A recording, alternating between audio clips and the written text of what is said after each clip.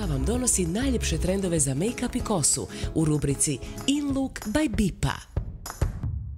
U svijetu šminke sve se više spominje riječ konturiranje. O čemu je zapravo riječ, Simona? Radi se o sjenčanju lica kako bi se istaknule prirodne crte lica. Njime se također može vizualno suziti nos ili dodatno istaknuti jagodice. Aha, to rade sve ljubiteljice selfija, poput Kim Kardashian. Tako je. Za početak je potrebno odabrati pravilne nijanse. Danas ću koristiti Catrice paletu za konturiranje.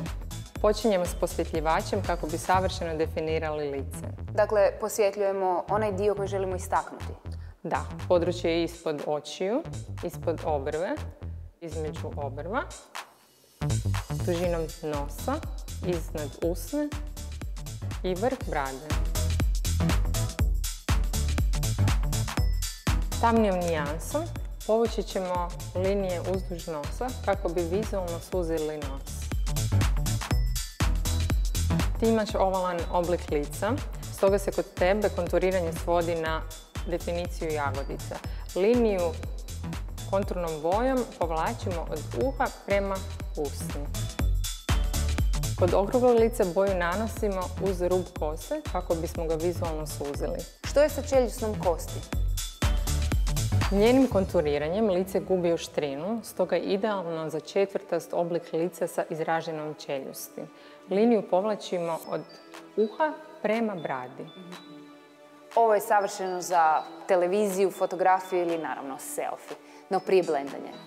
Upravo tako. Kisom ćemo lagano masirati proizvode u lice i sljubiti nijanse. Prijelazi moraju biti lagani. Možemo li konturirati oči? Apsolutno. Oči sjenčamo sa mat smeđim sjenilima iz Catrice Eye and Brow palete. Prvo nanosimo bazno sjenilo u neutralno svjetlo.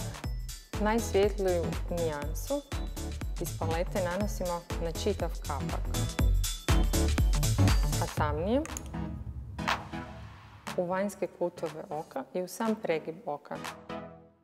Nakon što smo zblendali sjenilo na kapcima, definiramo obrve sa smeđom nijansom iz palete koja je najsličnija boji njene kose.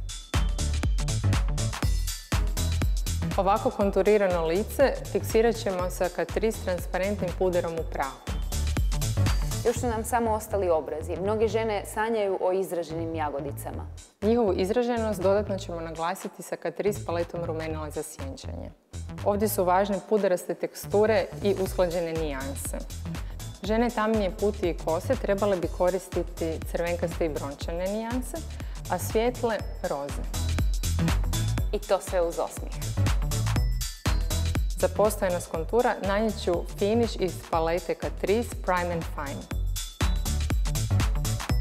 Usne nećemo konturirati, ali sve nekako ljepše izgleda uz baršunaste i njegovane usne. Za završni dodir ovdje su Catrice matte ruževi u olovci, a ove sezone nose se tamne nijanse ruževa, prilikom čijeg odabira trebamo obratiti pozornost na njihovu lakoću nanošenja, teksturu i postojanost. Ovo je definitivno za jedan selfie. Bipa vam donosi najljepše trendove za make-up i kosu u rubrici In Look by Bipa.